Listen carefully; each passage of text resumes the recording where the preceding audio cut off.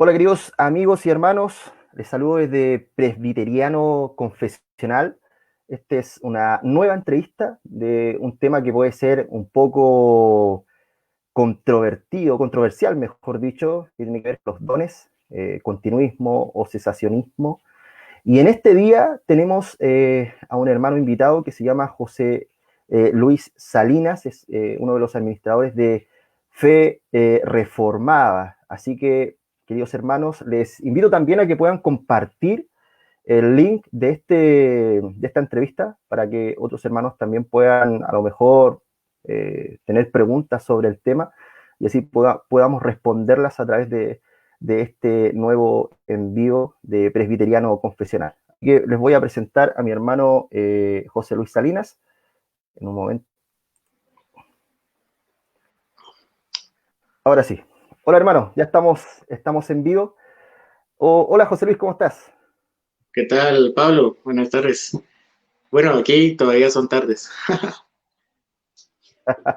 Bueno, acá en Chile, Viña del Mar, son, bueno, las 8 de la noche, ya está muy oscuro, muy, bueno, avanzada ya un poco la noche, pero anda mucha gente de fiesta, aunque tú no lo creas, anda mucha gente de fiesta y con pandemia.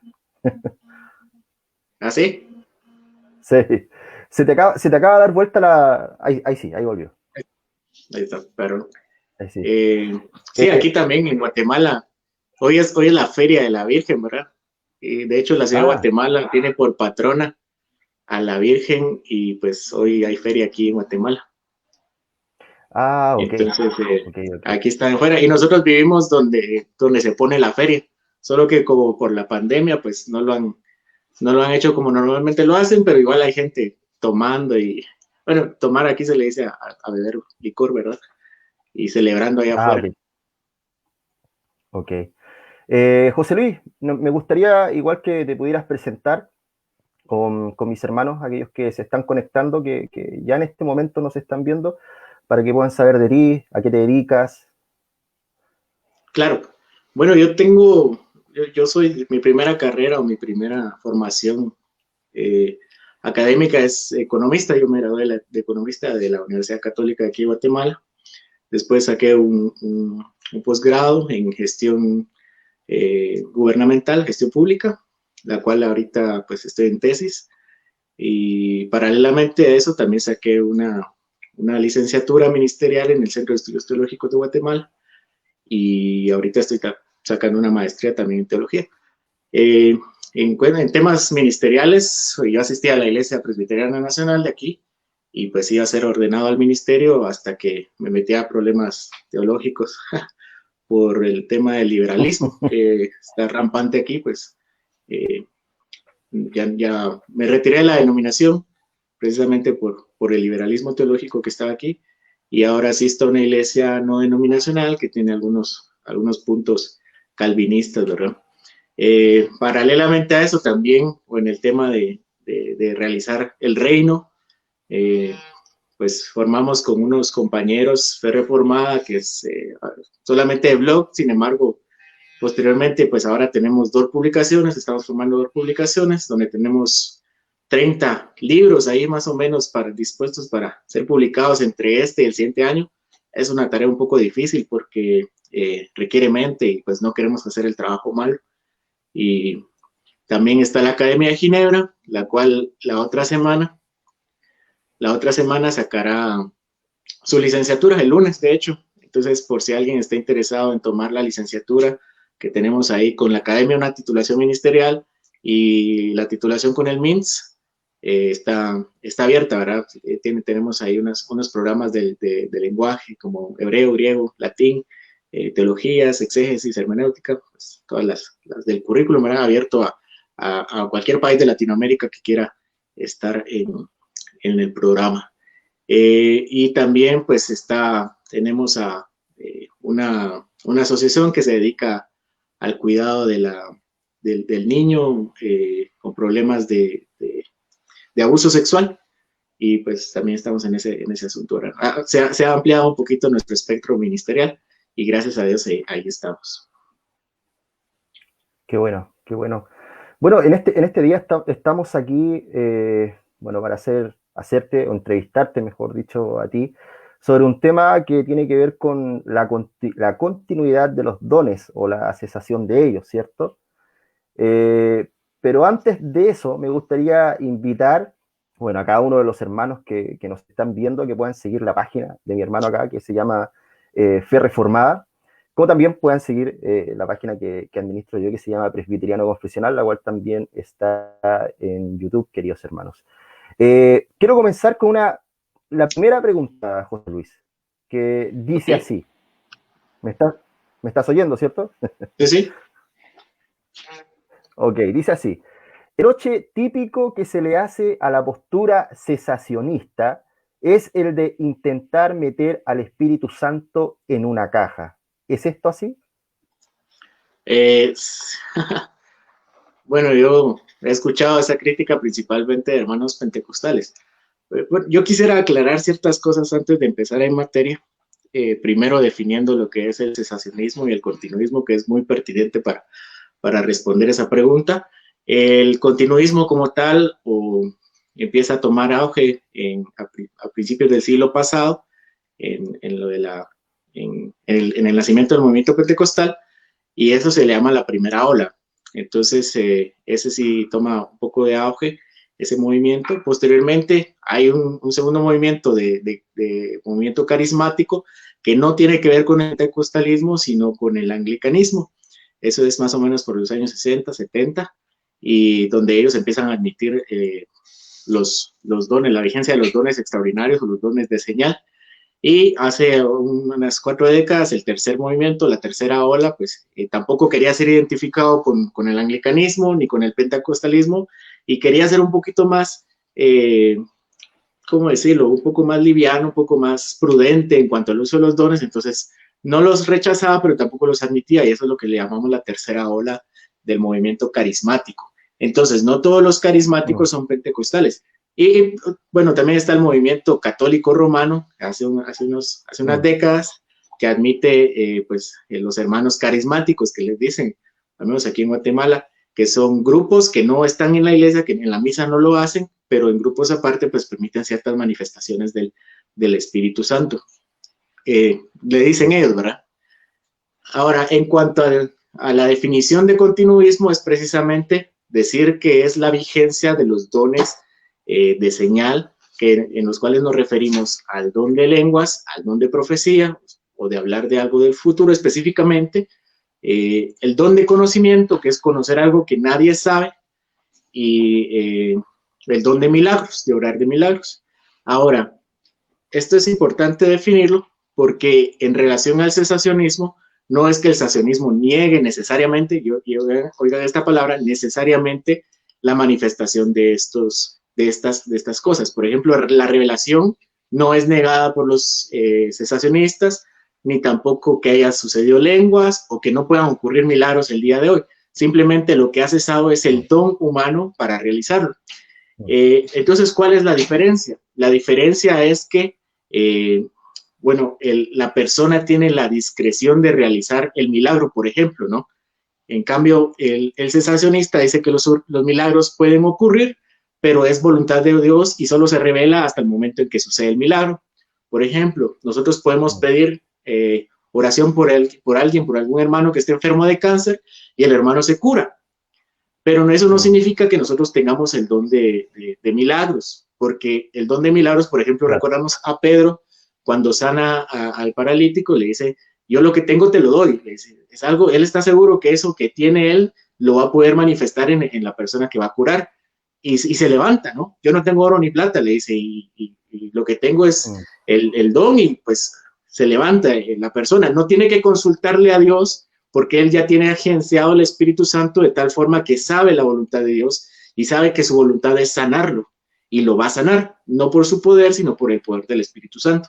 Entonces esa sería la diferencia. La diferencia en cuanto a los milagros es que el continuista dice que el don está vigente, o sea, la facultad de la persona de decir yo voy a hacer este milagro está vigente, y en cambio en el cesacionista dice los milagros pasan, pero tenemos que orar para pedirle a Dios que pase, ¿verdad? O en el tema de la revelación, pues ya no podemos dar revelación, pero ahí está la palabra de Dios o Cristo manifiesto como revelación de Dios.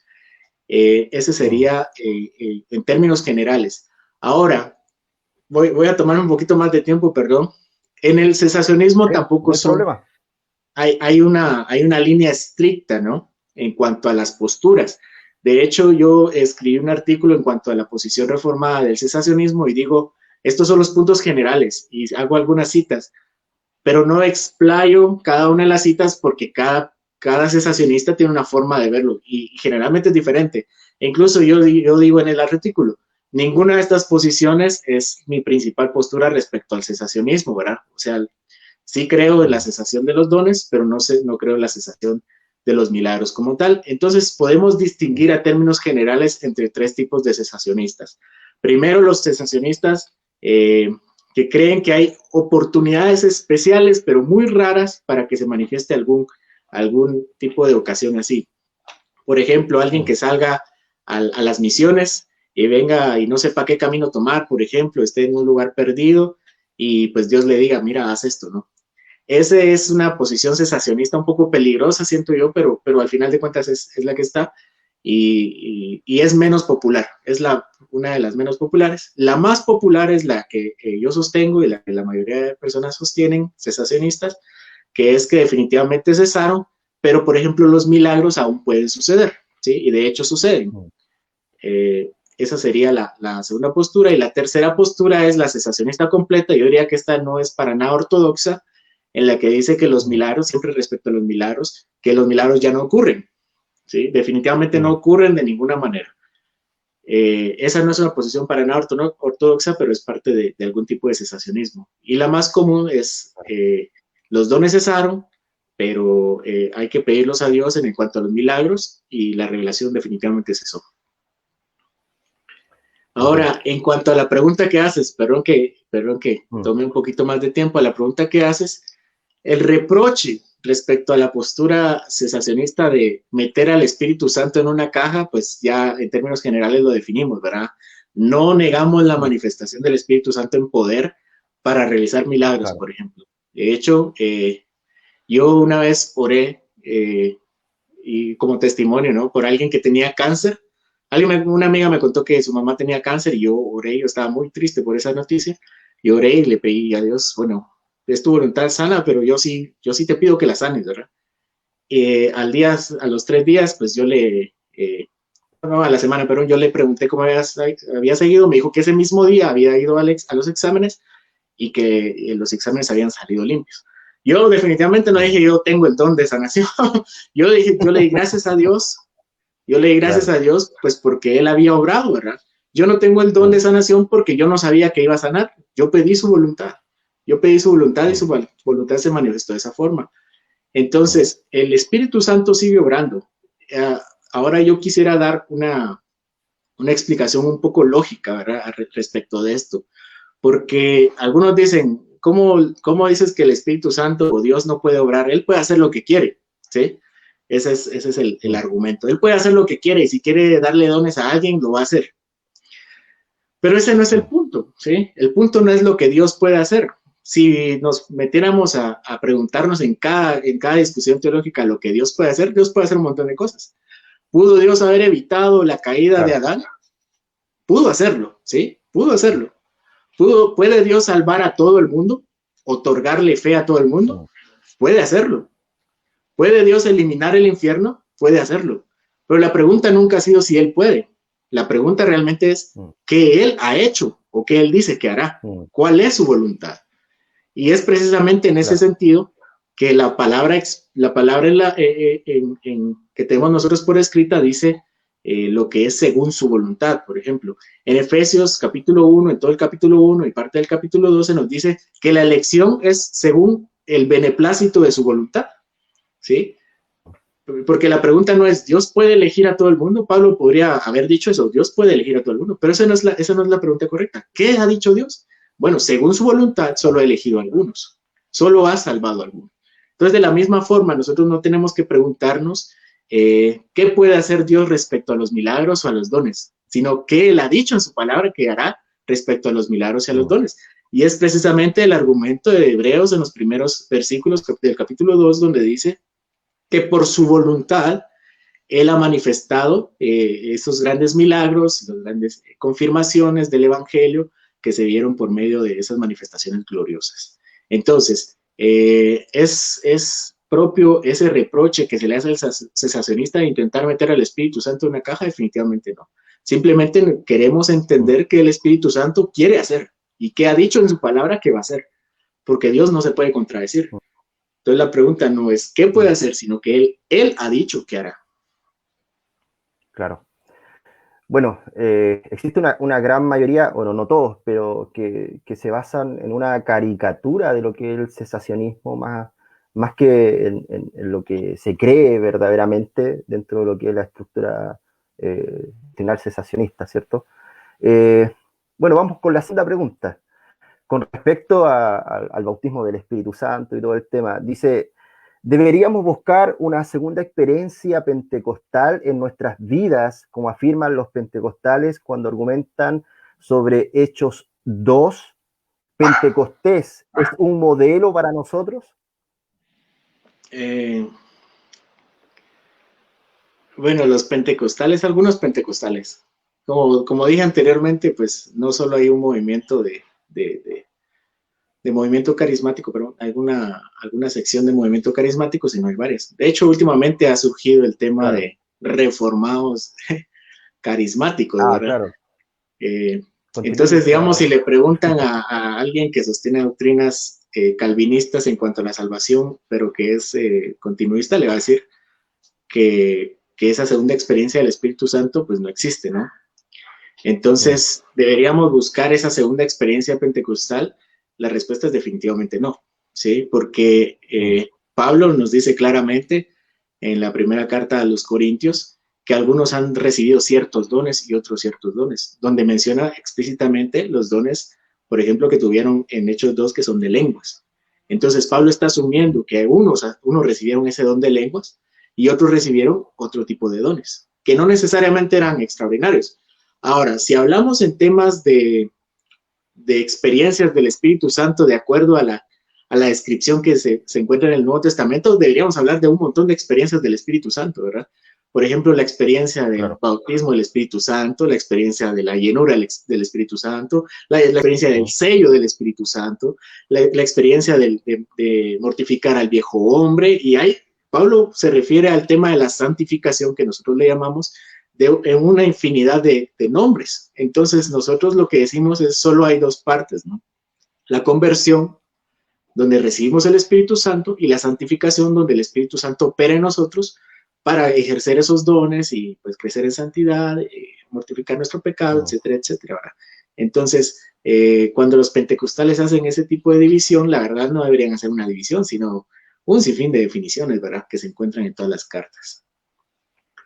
Claro. Entonces, para terminar, hermenéuticamente, pues es incorrecto, ¿no? Es incorrecto. Claro. Bueno, separando un poco el tema de los pentecostales, bueno, existen hoy en día algunos continuistas, mayormente como del lado más como académico, podríamos decirlo, que aunque no se consideran pentecostales en sí como el movimiento pentecostal de la primera, segunda ola o tercera ola, aún así, afirmando el tema de los dones, se podría decir que ellos igual están buscando como esa segunda experiencia, se podría decir, ¿o no? Sí, simplemente se ven un poco, no sé, obligados a admitir cierto tipo de experiencia porque lo han visto, ¿no? O porque lo han sentido. Entonces, pues tratan de encajar su experiencia con lo que dice la escritura. Entonces, bueno, al menos ese ha sido el testimonio que he visto, ¿verdad? Que han visto personas cristianas de verdad, y yo no quiero decir que no son cristianas de verdad, simplemente que la experiencia no hace escritura o no hace doctrina, ¿verdad? Entonces tratan de conciliar esa experiencia con lo que dice la escritura. Y yo también tuve una experiencia, personalmente no, pero sí vi, por ejemplo, a alguien que parecía endemoniado, ¿no? Y otras personas, otros cristianos que sacaron ese demonio. Como dijimos anteriormente, nosotros no negamos las experiencias sobrenaturales o espirituales, ¿verdad? Cómo ese tipo de mundo espiritual puede actuar en el mundo material. Lo que decimos es que nosotros ya no tenemos los dones para tratar de controlar ese mundo espiritual, digámoslo así, sino debemos pedirle a Dios, ¿no? Entonces, en esa experiencia que nosotros tuvimos, llegó un exorcista o alguien que tenía ese don, ¿verdad?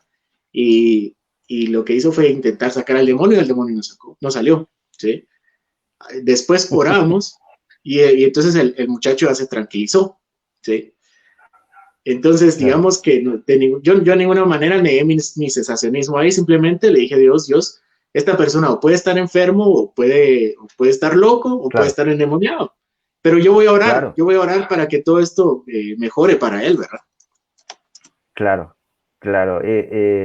Bueno, lo que tú comentas es muy cierto, o sea, a través de los años se ha diagnosticado en cierto sentido que muchas personas que a lo mejor sufrían esquizofrenia o algunos otros trastornos como si fueran personas endemoniadas, bueno, ahí me tocó vivirlo, de muy pequeño, uno de mis tíos que supuestamente estaba como endemoniado y todo el tema, pero realmente él sufría una enfermedad, él tenía una enfermedad que tenía que ser tratada. Claro. Entonces, lamentablemente, no existe como una forma objetiva de ver la situación, o sea, y también pedir la dirección de Dios, o sea, esta persona está endemoniada o esta persona necesita un tratamiento médico para poder continuar su vida normal. Eso es lo malo de Yo creo este que tema. ese es el meollo del asunto. ¿Cuál es ese criterio para definir, bueno, esto es un milagro, esto es una manifestación correcta o no lo es? Realmente ya no lo tenemos. Entonces, por ejemplo, en esa experiencia que nosotros tuvimos, yo no digo fue un demonio o fue una enfermedad o está loco. Yo lo que puedo decir es que esto pasó y nosotros oramos y gracias a Dios, pues eso se tranquilizó.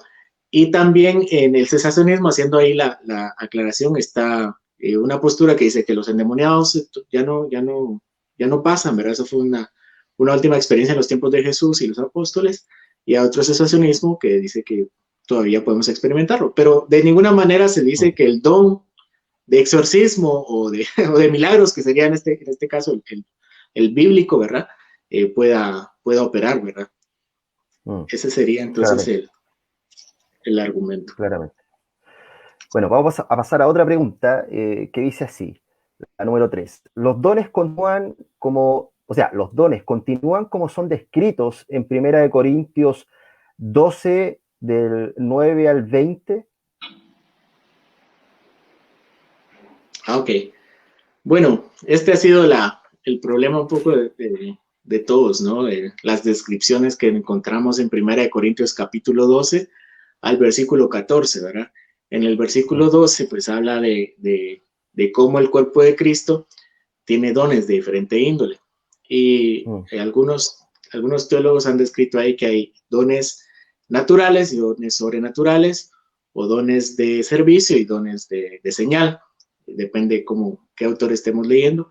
En el capítulo 13, pues habla del amor, específicamente porque Pablo no está tratando un tema necesariamente de dones, sino de unidad, ¿verdad? De amor al prójimo. Entonces, Pablo introduce pues que lo que importa es el amor al prójimo, y en el capítulo 14 hace una aclaración sobre cómo debe verse este orden, porque al parecer había un tipo de desorden en la iglesia de Corinto respecto al don de lenguas específicamente y los dones de revelación.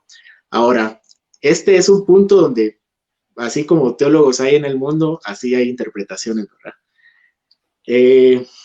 Yo quisiera dar una nota de aclaración.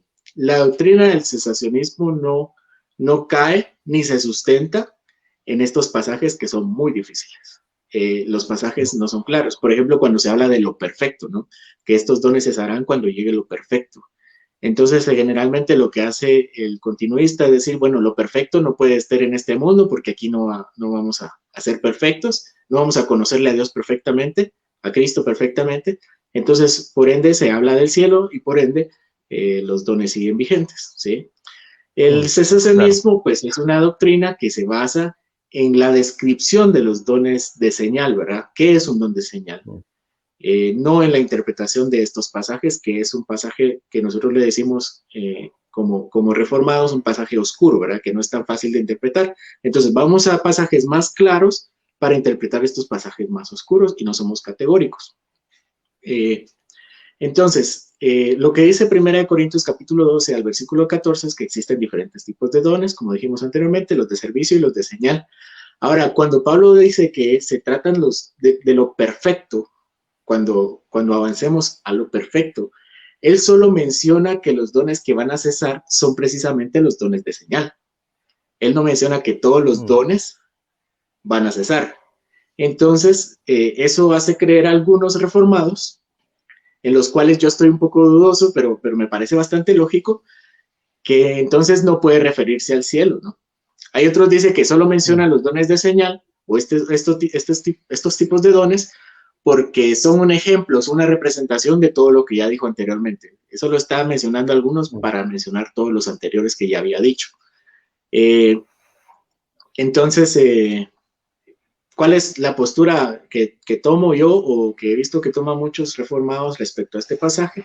Es que probablemente sí hable del cielo, probablemente se hable del cielo en cuanto a lo perfecto y que los dones que se mencionan en Corinto, en 1 Corintios capítulo 12 en adelante, son solamente para señal en esa época, ¿no? Al menos los dones extraordinarios. Y los dones de servicio pues continúan según otros pasajes de la Biblia. Y yo creo que es Benjamin Warfield o B.B. Warfield quien habla que lo perfecto es cuando llegue el canon. ¿Sí? Yo escuché una crítica recientemente que se hizo aquí entre algunas entrevistas que dice que eso no puede ser porque B.B. Warfield no, bueno, pero Pablo no tenía en mente cerrarse el canon, ¿no? Pero digamos que tiene razón. Probablemente Pablo no sabía, no tenía en mente algo como tal de canon, ¿verdad? De una serie de libros específicos del Nuevo Testamento. Pero eso no significa que no se refiriera a eso, ¿verdad? Muchos de las profecías bíblicas se hacen en la ignorancia. ¿Ya? Por ejemplo, cuando se les da la promesa en Génesis de ese hijo que iba a redimirlos, probablemente y seguramente ellos no sabían que su nombre iba a ser Jesús, que iba a ser proveniente de un pueblo judío, nacido en Belén, etcétera, etcétera, ¿verdad? Eso lo vemos, por ejemplo, en Génesis capítulo 5, si no estoy mal, donde se habla de la generación. Cuando llega el padre de Noé, él le pone Noé a su hijo y dice, tal vez este sea el que nos quite el duro trabajo que Dios nos dio, haciendo referencia precisamente a la maldición de Dios. Yo digo, tal vez él creía que Noé iba a ser el Mesías. Seguramente sus padres le transmitieron aquella idea. Entonces nosotros podemos ver que no siempre los recipientes bíblicos que hicieron la Biblia sabían de qué se iba a tratar la profecía. De igual forma, cuando Pablo probablemente dice estas palabras que no son tan claras, es precisamente porque de cierta forma está hablando de algo que no necesariamente iba a ser en el cielo, ¿verdad? Y no me parece tan alocado tampoco porque cuando se habla de lo perfecto, por ejemplo, en Timoteo, cuando le dice Pablo a Timoteo que la palabra de Dios o las escrituras son para hacer al hombre perfecto, preparado para toda buena obra, obviamente nosotros no creemos que esa perfección vaya a llegar cuando estemos en el cielo, ¿sí? Estamos hablando de una perfección humana, de cierta forma, o de cierto tipo de ser completo o ser suficiente para la obra de Dios aquí en la tierra. Entonces, no es tan descabellada la posición de Warfield en ese sentido y de otros autores también reformados. También yo menciono en el artículo que hay otros que dicen que es la madurez de la iglesia, ¿verdad? Lo perfecto no es cerrar el canon, sino una madurez de la iglesia. En conclusión, perdón que dé la vuelta ahí, pero creo que es necesario explicar ciertas posturas reformadas, ¿verdad? Porque algunos dirán, no me explicas la Biblia, solo me dices cuál es la postura reformada. Pero sí, la postura reformada no descansa necesariamente en ese texto, y ese texto no necesariamente es continuista, ¿verdad? O habla del cielo, ¿verdad? Cuando se habla de que los dones cesarán en lo perfecto. Claro.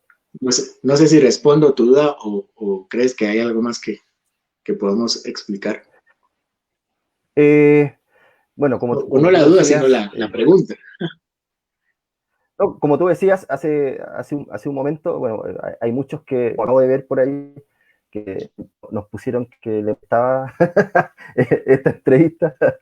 Sería bueno responder con evidencia bíblica o referirte a textos bíblicos que puedan probar en cierto sentido como la postura cesacionista. ¿Qué dices? La postura cesacionista. Bueno, ¿Sí? un texto como tal de, bueno, los dones cesaron, no, no lo vamos a encontrar, ¿verdad? Por Claro. ejemplo, cuando se hizo la confesión de fe de Westminster, el Parlamento le pidió a la Asamblea que pusiera los textos en las doctrinas que ellos describieron. Y la Asamblea se negó. La Asamblea se negó porque dijo, esto es algo que nosotros, lo que acabamos de escribir es algo que encontramos en toda la Biblia. No es algo de citar un solo texto. Obviamente, al final fue el peso Claro. político el que ganó y gracias a Dios también tenemos los textos bíblicos de referencia, pero me refiero a que la doctrina, pues, no es de citar un texto y que diga, bueno, aquí los dones cesaron, ¿verdad?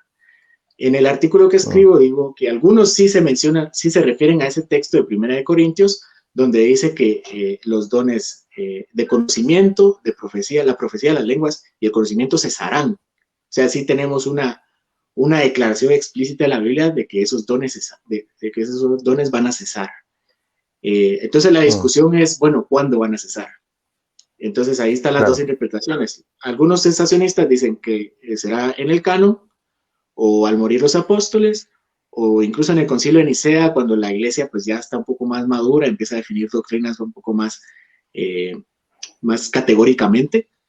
Y otros dicen, bueno, estos textos no son tan contundentes, sino debemos remitirnos a lo que eran los dones extraordinarios. Entonces hay un autor que se llama Frank Benoit, o Frank Benoit, dicho en español así, burdo, que tiene un libro donde toca ese tema de una mejor forma, dando como principal argumento, o principales dos argumentos, que el don de señal, los dones de señal, son precisamente para señalar, para dar respaldo al mensaje de los apóstoles. Y cita el Mm. Antiguo Testamento diciendo, era para esto y no para otra cosa, porque los dones en el Antiguo Testamento, o las manifestaciones, mejor dicho, porque no era tal como don. Y tal vez un paréntesis, ¿verdad? Esta discusión da para más, Mm. porque tendríamos que hablar, bueno, ¿habría Claro. dones como tal en el Antiguo Testamento o solo, bueno? Pero en el Antiguo Testamento las manifestaciones hechas por hombres fueron temporales, no fueron Mm. permanentes, ¿sí? Los milagros que hizo Moisés y que hizo Josué no fueron transmitidos de generación en generación, simplemente eran como señal, ¿verdad? Cuando se le dice a Moisés que vaya ante Faraón, va a ir con el poder del Espíritu para hacer milagros, para que él crea. Y al final no cree, obviamente, ¿verdad? Claro. Igual los judíos también les dicen, bueno, ¿y tú qué representante eres, no? ¿Quién te nombró representante? Y pues hace los milagros que hace, ¿no? Pero esos milagros no fueron necesarios Mm. para todo el tiempo. Entonces, cuando hablamos de alguna base bíblica del cesacionismo, hablamos precisamente de su función de temporal y de respaldar los mensajes de Dios. Ahora, Mm. eso lo vemos, ya había citado Hebreos capítulo 2, versículos del 1 al 6, más o menos, donde se habla de que, bueno, el autor de los Hebreos dice que ellos creyeron ese mensaje del Evangelio precisamente porque iban respaldados por señales y milagros. Mm. Y Exacto. en el capítulo 1 tenemos el gran citado por cesacionistas, que en otro tiempo Dios habló por medio de los profetas, a los antiguos, pero ahora ha hablado por medio de su Hijo a nosotros, ¿sí? Entonces, de cierta forma, ellos no vieron, Así es. ellos no hicieron los milagros necesariamente, sino que los vieron como respaldo para que ellos pudieran creer. Otro argumento que se Mm. presenta es el tema de la lista Mm. de los dones espirituales. En tanto avanza el canon bíblico del Nuevo Testamento, las listas se van haciendo menos extensas en cuanto a los dones, ¿sí? Eh, las listas de Corintios, Efesios, que son más tempranas, donde Mm. mencionan temas de revelación, de, de lenguas, son dados al principio de la revelación, pero ya para las cartas de Hebreos, bueno, Hebreos está como a la mitad, ya para Juan, por ejemplo, ya no se mencionan esos dones, ¿verdad? Entonces vemos algún tipo de progresividad. Mientras va aumentando la revelación, van disminuyendo el tipo de señales que necesitan para confirmarlas. Entonces, ¿cuál es el argumento principal? ¿Para qué sirve ese don? ¿Sí? Yo creo que en nuestro cristianismo actual, en el evangelicalismo, tú te conviertes en una iglesia evangélica y te dicen, bueno, ya te convertiste, ahora sigue esta serie de reglas, ¿no? No tomes, no bailes pegadito, no hagas esto y aquello, ¿verdad? Pero nunca nos preguntamos, ¿para qué, no? ¿Para qué? O sea, ¿qué es esto? ¿Será que estamos en el cristianismo para una lista de cosas que hacer y nunca nos preguntamos el por qué? De igual forma, cuando vemos la lista de dones, bueno, ahí está en la Biblia, y bueno, de plano hay que hacerlo, pero nunca nos preguntamos si tenía un propósito, si era temporal, si era permanente, para qué servía. Entonces, al hacer un escrutinio bíblico, nos damos cuenta que los dones siempre, al menos esos dones sobrenaturales que le decimos o de señal, fueron dados para confirmar el evangelio a las primeras personas que lo recibieron. Después no fue necesario hacerlo. Exacto. Básicamente sería la base bíblica que yo doy, ¿verdad? Ahora, cada don tiene una explicación o un desarrollo específico. Y esta va para más, ¿verdad? Da para mucho más. Creo que hablamos de una segunda sesión. Pero, por ejemplo, el don de revelación, el don de conocimiento y el don de lenguas que tienen como propósito, el don de profecía, perdón, dar revelación de Dios, tiene un problema epistemológico, un problema de conocimiento en decir, bueno, ¿y qué es palabra de Dios o qué no es palabra de Dios? ¿Sí? Entonces, yo a veces argumento con el tema de revelación que es una necesidad epistemológica cerrar la revelación, ¿no? O sea, ya tenemos la Biblia y no podemos estar agregando más y más y más. Y este sería algo que vi también que los continuistas ya lo tienen preparado, ¿verdad? Ya lo tienen preparado, que hay ciertas profecías que no fueron incluidas en el canon y otras que sí. Entonces, nosotros lo que ahora tenemos son profecías que no son incluidas en el canon. Incluso hablan de revelación falible. No sé si hayas escuchado el término. Bueno, uno cuando escucha eso, pues se le ponen los pelos de punta, ¿no? Wayne Gruden, exactamente. Sam Storms también recurre a Gruden para argumentarlo. Y bueno, desde entrada uno debería decir, esto no parece bien, ¿no? Y apelan a aquel episodio de Hechos capítulo 20 en adelante, donde Agabo da una revelación o una profecía de parte del Espíritu Santo que parece no cumplirse, ¿no? Y tal vez podemos extenderlo en otra ocasión, pero sí se cumple, ¿no? Sí se cumple. Al menos el desarrollo y la lógica del texto nos dice que sí se cumplió. Probablemente no como lo leen a primera vista, pero sí se cumplió. También en el capítulo 28, pues Pablo nos dice cómo se cumple la profecía de Agabo. Entonces es una necesidad epistemológica, ¿no? Como quién decide qué revelación es parte del canon y qué no, ¿sí? Porque ellos pueden decir, bueno, esta revelación ya no es parte del canon. Ok, es cierto, hay revelación que no fue parte del canon, ¿no? Tenemos una carta perdida por lo menos de Pablo, ¿no? La segunda de Corintios o la primera de Corintios. La verdadera primera de Corintios que le dicen, ¿verdad? O algunas profecías, ¿no? Ahí el mismo capítulo de Hechos nos habla que las hijas, no recuerdo las hijas de quién, pero menciona a unas mujeres que eran profetizas, ¿no? O la escuela de profetas de Eliseo, de Elías, que en los tiempos de Elías, ¿no? Tenemos una profecía que no fue registrada en el canon y dicen, bueno, entonces hay una profecía que no es autoritativa. Sí fue autoritativa, definitivamente. Y no por eso fue menos categórica, simplemente fue una profecía temporal. Pero la temporalidad no hace menor su categoría, ¿verdad? Por ejemplo, cuando recibimos la señal de la circuncisión en el pueblo judío en Génesis capítulo 17, eso no significa que la circuncisión no fuera importante. Seguramente Cristo se circuncidó y Dios iba a matar a Moisés por no haber circuncidado a su hijo, ¿sí? Entonces, digamos que hayan ciertas cosas que sean temporales no significa que sean de menor categoría. Simplemente que son eso, temporales. Ahora, en cuanto a la revelación, perdón, yo creo que estoy ya dando la clase de escritura, pero... mira, puedes podrías responder una pregunta que un hermano hace acá, que es Anthony Benjamín Sánchez. Mira, Solo, dice esto, lo voy a poner en solo la voy a pantalla. terminar, solo voy a terminar el tema de la, bueno, solo cuál es al punto al que voy a llegar. Bueno, entonces, Sí, ¿quién dice que es profecía hoy válida para todos o válida solo para algunos? Entonces eso nos puede meter en muchos problemas. Entonces es una necesidad. Cerrar ya la revelación es una necesidad que obviamente está respaldado claro, por escrito. La claro. pregunta. Mira, la pregunta de Anthony dice, ¿cuál es el uso del don de la profecía en la actualidad?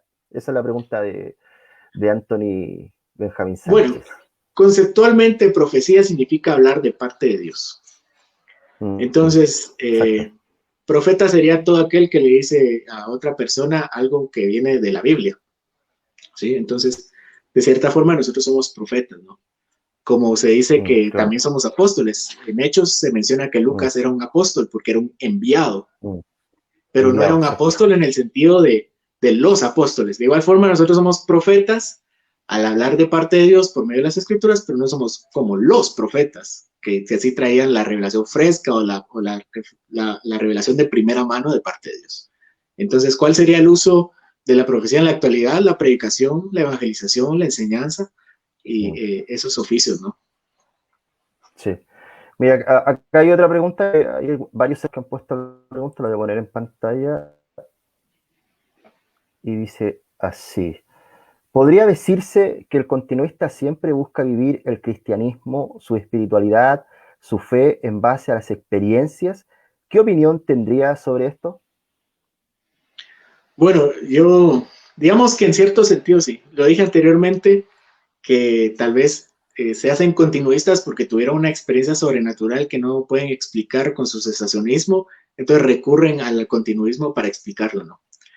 Pero yo no quisiera ser mezquino con algunos hermanos que considero, por ejemplo, Sam Storms o Wayne Grudem, no creo que sean herejes, y son eruditos al final de cuentas, ¿no? Entonces viven su vida, no principalmente respecto a las experiencias, sino que tratan de haberlas encajado, de encajarlas, las que tuvieron. Y hay otros tipos de personas que son continuistas que definitivamente pues viven su vida en base a experiencias y no en base a lo que dice la palabra. Solo van a la palabra a confirmar lo que ya dijeron, pero para confirmar lo que uno vive, pues todo el mundo puede hacerlo, ¿verdad? Por eso existen liberales. Claro. Mira, hay una pregunta que en cierto sentido es un poco controversial, mayormente hoy día porque tenemos a muchos reformados que se hacen llamar, bueno, continuistas, como también acabas de decir, con respecto también a lo que tiene que ver con la confesión de fe de Westminster. La pregunta sería, ¿la confesión de fe de Westminster admite algún cesacionismo de forma expresa? Bueno, la confesión no dice continuismo como tal, ¿verdad? Sino que la referencia más clara O sea, respecto a algún don. me equivoqué. Cesacionismo de forma expresa. Ah, ok. Bueno, igualmente, ¿no? La, Mm, la, la confesión no hace una referencia clara a lo que conocemos hoy como continuismo ni cesacionismo, ¿verdad? Pero sí dice respecto a la revelación en el capítulo primero sobre las Sagradas Escrituras que los modos de hablar de Dios han cesado. Eso es lo que mm, dice la confesión de fe de Westminster. Y cuando nosotros nos vamos a la historia, bueno, eso es lo que dice, ¿verdad? Lo que dice. Y de mm, ahí podemos decir, ¿es cesacionista? Sí, es cesacionista. Es cesacionista. mm. Porque, por ejemplo, algunos dicen, lo que pasa es que, por ejemplo, lo hemos visto con Alejandro, no sé si estará por ahí, pero, Sí, sí, está o por ahí. algunos hermanos que nos adherimos a la salmodia, es que no todos los de la asamblea creían en los salmos, ¿no? En la salmodia exclusiva. Eh, y por lo tanto, la confesión no es de salmodia exclusiva. Bueno, lo que dice la confesión respecto a la salmodia exclusiva es eso, y se aprobaron Mm, 150 salmos. Otra cosa es lo que creían los asambleístas. Obviamente los asambleístas no tuvieron acuerdo en ningún tema, en ninguno. Pero mm, eso no define lo que fue la postura final, ¿verdad? Así como en un congreso todos pueden tener diferentes opiniones, la que va a valer es la ley, la que va a ser promulgada por el Congreso, por el Parlamento, ¿verdad? Esa es la que va a valer. De igual forma, el documento claro. confesional que vale es lo que salió promulgado. Y con esto creo que los voy a convencer. En el sínodo de Dort, bueno, si yo le preguntara a alguien, cualquier tipo de reformado, si el Sínodo de Dort cree que es arminiano, me va a decir que no. Bueno, en el Sínodo de Dort habían arminianos y habían amildarianos. Y no por eso el Sínodo de Dort es arminiano ni amildariano. ¿Sí? Es un sínodo calvinista, porque esas fueron las resoluciones. Los cánones fueron calvinistas. De igual forma, cuando hablamos de la confesión, probablemente hay uno que otro continuista, pero la posición de la confesión es cesacionista. Al menos lo hace en el único tema que está explícitamente dicho ahí, que es el tema de la revelación, que incluye casi que la mayoría, ¿no? Que sería las lenguas, el conocimiento y la profecía como tal, que dice que ha cesado. Si nos vamos a los asambleístas, es categórico también. Yo podría decir que todos los asambleístas eran cesacionistas. Ahora, hay un argumento continuista que dice, bueno, es que algunos asambleístas creían en los milagros. Los cesacionistas también creemos en los milagros. Pero ese no es el punto es el don, el punto es la habilidad o la facultad, mejor dicho, para ejercer ese poder extraordinario, ¿no? Entonces, sí, los asambleístas creían en los milagros y algunos eran un poquito más místicos que otros, digámoslo así, un poco más anuentes a recibir ese tipo de manifestaciones, pero en términos generales eran cesacionistas. Mira, acá tengo otra pregunta de un hermano que acaba de escribir. Me lo pone en la pantalla y dice así: ¿alguna explicación sobre qué se refiere el don de discernimiento de espíritus más concretamente? Bueno, es un tema que tiene que ver más con el continuismo, pero si quieres comentar. Sí, porque tal vez este es otro argumento que dicen. Yo lo leí estudiando sobre la postura de Sam Storms, que creo que son las más fuertes en ese sentido, ¿verdad? Y las de Wayne Grudem hablan de este pasaje donde dice, bueno, si no hubiera tipo de revelaciones falibles, no habría por qué discernirlas. Este argumento no es bueno, definitivamente, no tiene peso, porque dicen, bueno, entonces... Claro.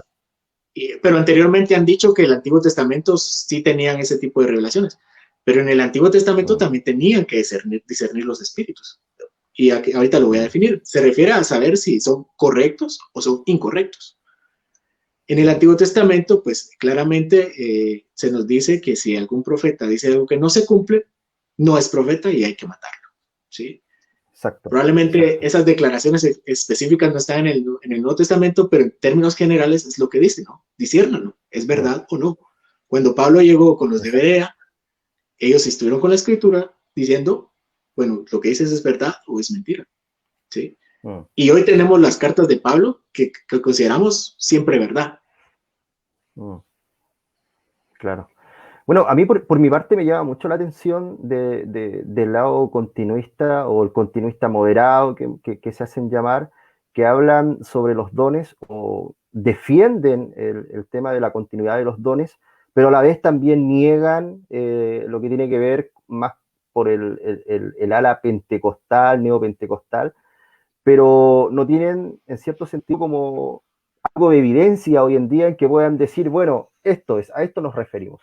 Ahí está el don, porque hoy no lo vemos, no vemos ese tipo de don que a lo mejor ellos defienden tanto a través de sus escritos. ¿Qué piensas sobre eso? Claro, sí, yo también estaba pensando eso en la tarde. Bueno, Jesús era conocido por hacer milagros, fue famoso en toda Judea y hasta trascender las fronteras de Judea por haber hecho sus milagros. De igual forma fueron conocidos los apóstoles por haber hecho milagros, pero y fueron confirmados por aquellos creyentes verdaderos, ¿sí? Ahora, si fueran tal tipos de manifestaciones hoy en día, no creo que hubiera tanta controversia entre los cristianos en cuanto a si esos agentes realmente son enviados por Dios. Debería ser un poquito más universal, ¿verdad? Bueno, haciendo ese milagro y nosotros dándole gloria a Dios por eso.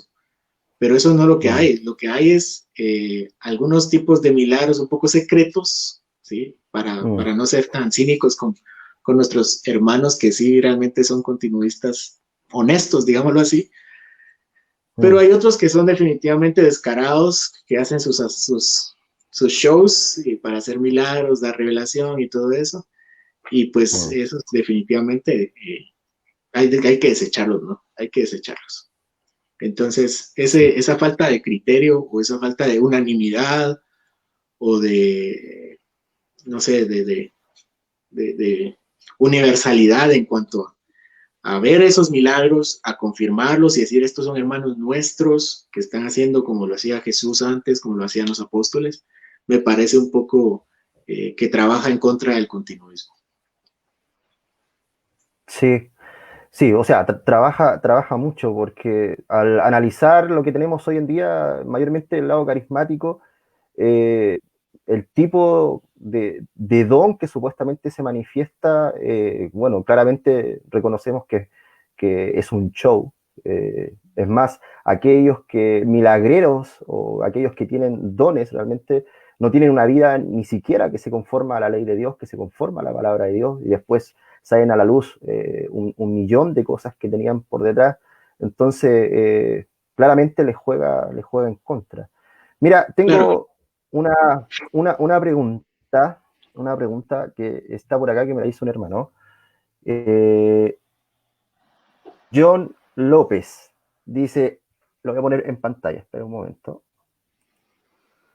Dice así: ¿hablaron los padres de la iglesia acerca del cesacionismo?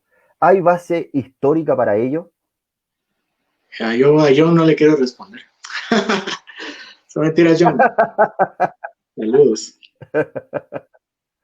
Eh,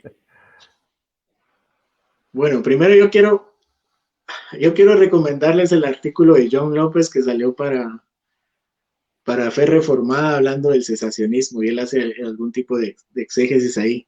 Que por cierto, cuando yo hice mi artículo de si los reformados somos cesacionistas, eh, esa fue una respuesta que yo le di a un amigo. No pensaba hacer artículo y solamente pues me dijo subíla y la subimos, ¿verdad? Y se hizo, pero eh, tuvo un montón de vistas. Creo que fue el más visto durante ese año. Y lamento un poco no haberlo extendido más porque sí vi que algunas personas un poco más formales lo vieron, ¿verdad? Pero lo que dije ahí no fue mentira, es cierto. De hecho, le hice un comentario ahí explicando un poquito más y así fue. Y alguien me criticó que yo no di ninguna explicación bíblica. Bueno, mi comentario no era bíblico, sino la pregunta era si los reformados eran cesacionistas, o sea, una pregunta confesional o una pregunta histórica. Y ahí Claro. entonces le recomiendo el artículo que recomendé en ese entonces de John acerca de una explicación un poquito más de interpretación acerca del tema del don de lenguas, creo que fue el que hizo él. Pero en cuanto a los padres de la iglesia, sí, yo revisé la literatura, alguna literatura, y pareciera que el don de los dones o los milagros sí fueron confirmados por algunos padres de la iglesia. Eh, pero durante los primeros siglos, ¿verdad? Tenemos declaraciones como la de Ireneo de Lyon o Mm. Orígenes, creo que es el otro, hablando de ciertos milagros o de ciertas manifestaciones que ocurrían como en el tiempo de los apóstoles.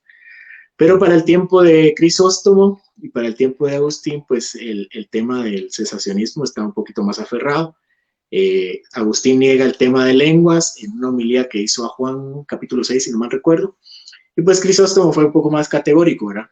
Y entonces en el tema de la historia de la iglesia, en términos generales, tal vez podríamos hacer una sesión específica para el pensamiento de los padres de la iglesia, pero los más tempranos sí fueron probablemente continuistas, porque a veces solamente se hablan de milagros.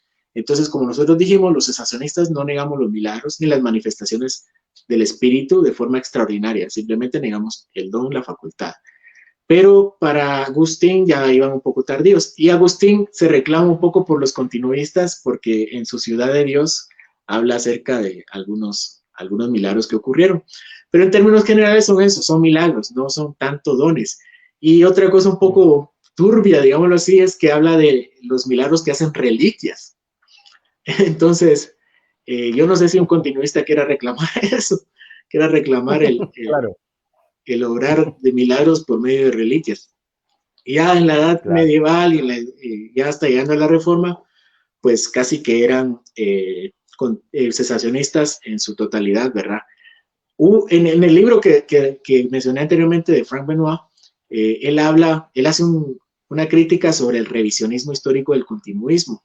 Y él dice que en términos generales todo el mundo sabía que la iglesia era cesacionista, ¿no? Es ahora que algunos eruditos empiezan a hacer revisiones o relecturas o tratar de encajar su sistema con la historia, ¿no? Pero eso no era conocido entre los teólogos hasta ese momento. Y se mencionan, por ejemplo, esos padres de la iglesia que yo digo, los montanistas, sabemos que el montanismo es un movimiento herético, ¿no? Aunque Tertuliano haya sido parte del movimiento. Los montanistas también creían en esas manifestaciones. También los albigenses, que también es otro grupo herético allá en la Edad Media tardía, también reclamaron cierto tipo de dones, pero los albigenses también eran herejes. Entonces a veces se recurre a esos grupos de no cristianos como tal, ¿verdad? Para reclamar un continuismo en la historia de la iglesia. Claro. Mira, pero en términos generales podríamos decir que es cesacionista. Solo aclarando para el tema de Agustín, yo tuve esta semana una conversación con Andrés García, no sé si lo pueden ubicar, de agustinismo protestante. Y le preguntaba, él obviamente es un especialista más en pensamiento de Agustín que yo, ¿verdad? Él ha dedicado toda su carrera teológica al pensamiento de Agustín, y le digo yo, categóricamente, ¿Agustín era cesacionista o continuista? Continuista, me dice, continuista. Creía en manifestaciones de milagros, pero si pudiéramos catalogarlo, era cesacionista. Era cesacionista según la ortodoxia, me decía. Según la ortodoxia. Es decir, que creen en milagros, pero no creen en manifestaciones explícitas por medio de facultades. Ok.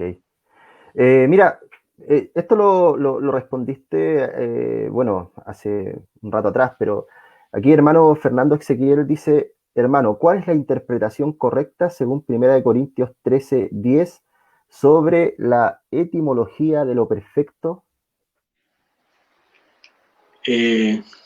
Bueno, dije que tantos intérpretes de la Biblia hay así interpretaciones. Entonces, digamos que no hay un consenso, ni siquiera entre los reformados, de qué es lo perfecto. La postura más común es que es el cielo lo perfecto, incluso entre los cesacionistas, ¿no? Y es el argumento más común, obviamente, entre los continuistas.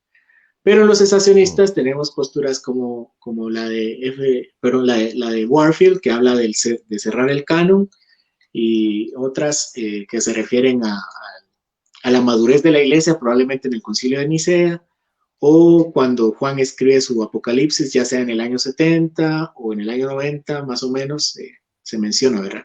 Pero sí, no hay una postura reformada, no hay una postura reformada respecto a esto en cuanto a lo perfecto.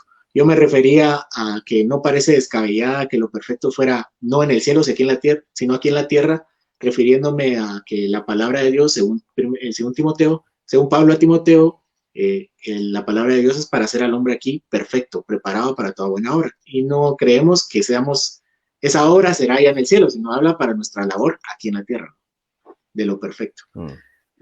Bueno, sería que hiciéramos un estudio personal para ver cuál es mi interpretación, pero una interpretación reformada no hay como tal un consenso. Bueno, el mismo hermano que hizo esta pregunta, bueno, más abajo escribe, bueno, sobre tu opinión sobre ese capítulo y versículo. Como diría un presidente que tuvimos aquí en Guatemala, yo estoy a favor de los que están en contra y en contra de los que están a favor. No. Bueno, yo hasta hace algunos años tenía la postura de Warfield, que creía que era el cierre del canon. Después hice algún estudio un poquito más exegético, ya con conocimientos formales, y estuve de acuerdo en cuanto a que sería el cielo, sin negar mi cesacionismo, ¿no? Simplemente no era base para ello, como dije al principio. Pero también hace un año más o menos lo volví a revisar y creo que estoy regresando a la postura de Warfield. No me parece tan descabellada Warfield, pero no soy categórico todavía. estoy en proceso. Otra cosa más, ¿qué piensas o qué podríamos decir o qué tú podrías decir con respecto a estas manifestaciones, con respecto a lo que tiene que ver el hablar en lenguas, lo que vemos hoy en día en todas estas manifestaciones más claramente carismáticas? ¿Cuál sería mi qué, perdón? Tu apreciación, tu apreciación. Si miro a alguien hablar en lenguas, ¿Mm? o cómo. No me entendiste, no me entendiste. No, es que se está O cortando un sea, poco. ¿cuál sería tu apreciación? O sea, ¿cuál sería no sé, la respuesta a esta manifestación que hoy día vemos? ¿Es real, es verdadera, es falsa, es solamente sugestión? Sí, yo creo que varía en todo ese abanico, ¿no? A veces sugestión, a veces he escuchado testimonios de personas que me han dicho, yo asistí a una pentecostal, así pentecostal, no es por ser despectivo, así me han dicho, a una pentecostal y miraba que todos lo hacían, entonces a donde vayas haz lo que veas. Entonces te ponían a hacerlo. Probablemente también puede Yeah. ser falsos espíritus. Eso es lo que decía al principio, tal vez no nos hemos tomado el tiempo para hablar en serio de las manifestaciones sobrenaturales de Dios en los seres humanos. No sé si recuerdas aquella estampa bíblica donde Micaías le va a hablar a Acab y están otros profetas y no querían que Micaías hablara porque Micaías siempre profetizaba mal, no les profetizaba bien, decía. Entonces Dios manda un espíritu o un mensajero para engañar a los falsos Mm, profetas y dar una mm, profecía falsa. claro, Entonces, claro, de cierta forma, yo no quiero decir que Dios es el autor del mal definitivamente, ni el autor de la mentira, rechazando claro. las profecías falibles que habíamos hablado hace un ratito.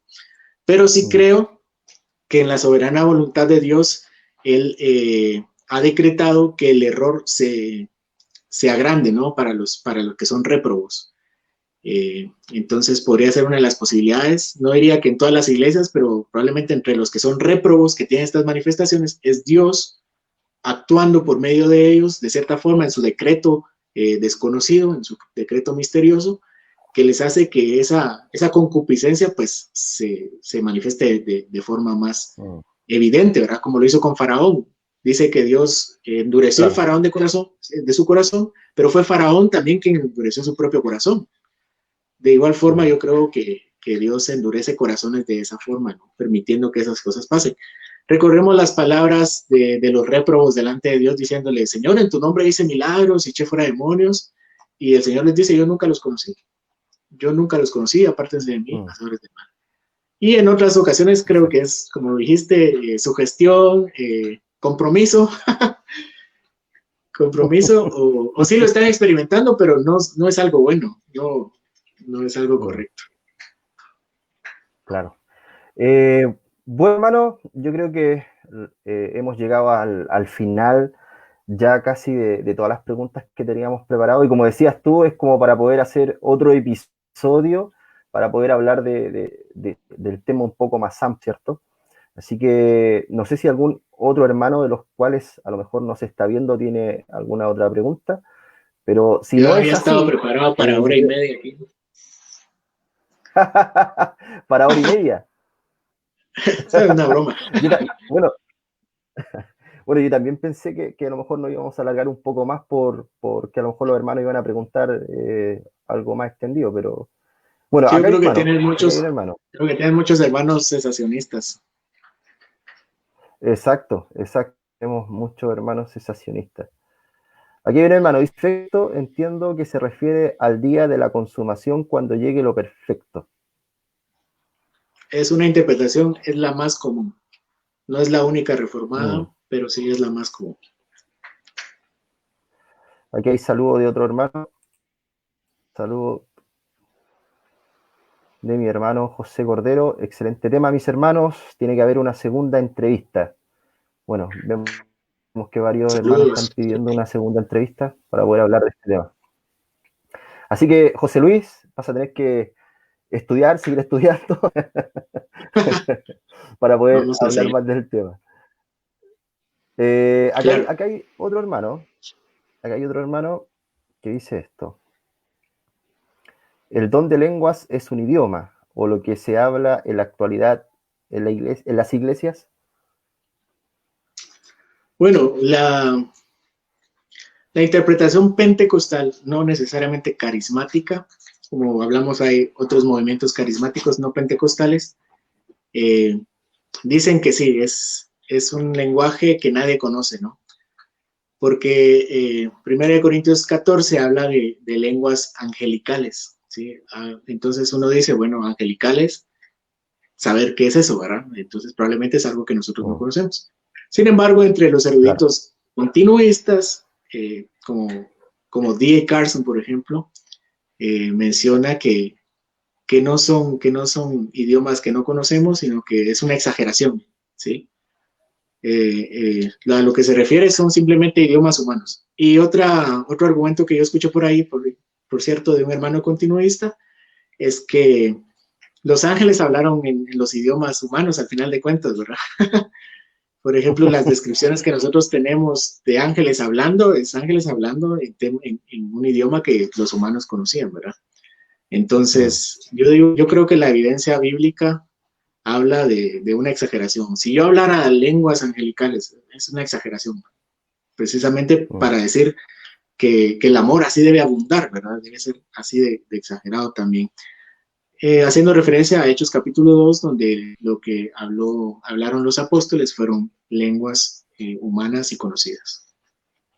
Claro.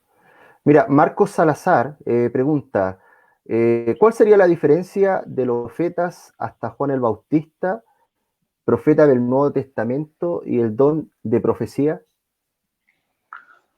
Bueno, como los continuistas un poco más académicos hablan de profecías falibles, profecías que pueden errar en cierto sentido, pero nosotros no creemos que eso pueda pasar, ¿verdad? No hay error en Dios, no hay equivocación en Él, ¿verdad? Mm, Entonces, lo que diríamos, la única diferencia entre los profetas del Antiguo Testamento y el Nuevo Testamento en cuanto a la profecía es ¿cómo decirlo? Es el tema o el contenido de la profecía. Profetas en el Antiguo Testamento claro, tenían un contenido un poquito más oculto, más misterioso en cuanto a lo que iba a pasar. En cambio, los profetas del Nuevo Testamento son un poquito más explícitos, tienen un poco más de conocimiento en cuanto a la revelación de Dios. claro. Acá tenemos otra pregunta. ¿Qué opinan sobre el avivamiento de la calle Azusa? Bueno, el avivamiento de la calle de Azusa es lo que llamamos el primer movimiento carismático que surge a principios del siglo pasado. Y pues yo creo exactamente lo mismo que te dije respecto a las manifestaciones, ¿verdad? Yo no quiero dudar de Claro, las intenciones de nadie, pero creo que a veces la euforia pues puede desbordarse un poquito, o la sí. sugestión, o el compromiso. Y pues si Mm. habían hermanos ahí que no eran cristianos, seguramente Dios endureció sus corazones haciendo que se Mm. manifestara de esa forma. Sí, bueno, no recuerdo si en un libro de MacArthur que habla sobre la calle, creo que fue en un libro de MacArthur, pero creo que en ese momento, en el justo momento, en esa reunión, se podría decir lo que sucede ahí en la calle Azusa, no solamente habían creyentes, sino también habían hasta espiritistas entre medio. Personas que no eran creyentes estaban allí metidas en ese lugar. Entonces, lo que sucede allí es bien cuestionable. Claro, eso es a lo que me refiero exactamente. Es cuestionable. Mm. John nos escribe acá. El mismo Craig Kenner también sostiene que no son idiomas angelicales, creo, dice. Kinner también continuista y dice que son idiomas humanos. Nicolás Celeta, querido hermano, que también lo había invitado para que hablara sobre cesacionismo, pero estaba muy ocupado, saludos. Nos manda saludos, amerita un segundo, dice Nicolás. Saludos, Eh, Nicolás. bueno, bueno, José Luis, yo creo que está bien hasta aquí, hasta ahora. Espero poder hacer un nuevo video contigo si tienes tiempo, Claro, para que podamos hablar. Y tengo pensado poder hacerlo desde otra plataforma, porque la plataforma esta que es StreamYard, lamentablemente como que no soporta a 3 personas, como que empieza como a quedarse pegado y todo el tema. Entonces, tratar de hacerlo por Zoom y que pudiéramos participar más de 2, o sea, unos 3 o unos 4, para que pudiéramos dialogar sobre el tema. No sé qué opinas. claro, ahí estamos con la disposición. Que bueno, mira, la última pregunta, acaba de llegar la última pregunta. Dice esto: ¿por qué creen que el movimiento carismático tiene más adeptos? Eh, la verdad, pues el ser humano busca lo sencillo, ¿no? Entonces es más fácil tener una experiencia que estar en estudio riguroso de la palabra. Es más fácil decirle, Dios, dime qué hacer, voy a la Biblia a Claro, ver qué me dice Dios que tenía que hacer. Por un sentido, por otro sentido, eh, nosotros siempre preferimos ver televisión, por ejemplo, a estar orando, ¿sí? Y eso hablo de todos los claro. cristianos. O si estoy hablando solo de mí, creo que me tienen que reprender todos, porque solo yo lo... Mm. Pero sí, al menos nuestra carne nos exige lo fácil, lo que nos produce más satisfacción en ese momento, ¿sí? Entonces, Exacto. es más fácil gastar en un ratito el dinero y disfrutarlo que ahorrar, por ejemplo, y tener la satisfacción después, ¿no? Y por eso creo que ha tenido más aceptación. ¿Y a quién no le gusta ser sanado? ¿A quién no le Mm, gusta tener una experiencia cercana, cuando cercana, entre comillas, ¿verdad? ¿A quién no le gusta mm, recibir su milagro? ¿A quién no le gusta sentirse especial, haber recibido profecía especial de Dios? mm, ¿A quién no le gustaría hablar lenguaje angelical? Sí, no todos lo hablan. Entonces mm. es atrayente, vende, siento que vende, ¿verdad? Exacto. Bueno, el movimiento carismático, lo que tiene que ver, bueno, todo apela claramente a lo que es más subjetivo, a lo que yo siento, lo que quiero experimentar, y bueno, por ahí va el tema. Y como dices tú, vende mucho, esto vende mucho, y lamentablemente tiene muchos seguidores. Ese es uno de los problemas. Bueno, queridos hermanos, yo creo que vamos a dejar esta entrevista hasta acá. Yo te agradezco, José Luis, agradezco tu disposición. Dios te bendiga, querido hermano, y espero para una próxima oportunidad, ahí nos ponemos de acuerdo, para que podamos hacer otro nuevo video. Gracias, Pablo, también por la oportunidad y pues espero que hayamos resuelto algunas dudas o confirmado algunas doctrinas ahí entre los hermanos. Amén. Y queridos hermanos, quiero invitarles a cada uno de ustedes, a lo que nos acaban de ver, a lo mejor recién están conociendo esta fanpage llamado Presbiteriano Confesional. Aquí, hermano José Luis Salinas tiene también una fanpage llamada Fe Reformada, así que pueden seguir su fanpage, vayan allí, denle like, sigan su blog. También, no sé si nos quieres hablar un poco sobre DOR Publicaciones, hermano. Yo aquí voy a promocionar todo. Sí, bueno, Dele nomás, hermano. les, les los invito a seguir a DOR Publicaciones, una editorial reformada, especialmente de contenido un poquito más histórico, lo que no se ha traducido, pues lo estamos haciendo. Y estén pendientes, si quisiera también comentarles sobre Turretín, la teología léntica, la institución de teología léntica de Turretín, que está en preventa, si pueden apoyarnos adquiriendo su volumen, es un volumen pero increíble, ¿no? Es gigante y va a venir edición de estudio, va a venir edición de estudio. No sé si en Latinoamérica estamos demasiado acostumbrados a los libros que se nos desarman, pero este es Mm. para tu biblioteca, para que sea de consulta. Y el otro mes estaremos también publicando, primero Dios, otros 4 libros más o menos, y estén pendientes de la página para ver qué títulos son. El, Son libros también que vamos a utilizar en la Academia de Ginebra. Es un convenio de trabajo con MINTS, en el cual vamos a estar ofreciendo ahorita en septiembre la licenciatura, si pueden inscribirse, si quieren estudiar, si quieren formalizar. Vamos a estar teniendo las inscripciones desde la otra semana para cualquier país de Latinoamérica. Entonces, si quieren, ahí está disponible. pueden seguirla también en la fanpage. Creo que es importante promocionarlo porque va a ser un estudio riguroso. Bueno, no estamos ofreciendo una licenciatura light, es para formar académicos aquí en Latinoamérica que tanta falta nos hace. Genial, hermano. Genial. Así que, bueno, como les acabo de decir, Fe Reformada la pueden encontrar en Facebook. No sé si tienen Instagram, hermano. ¿No tienen Instagram?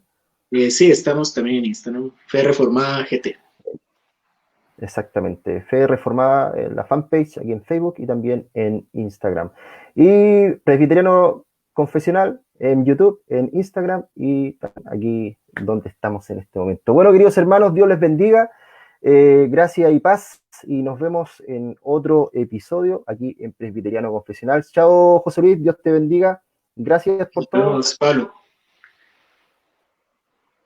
Chao.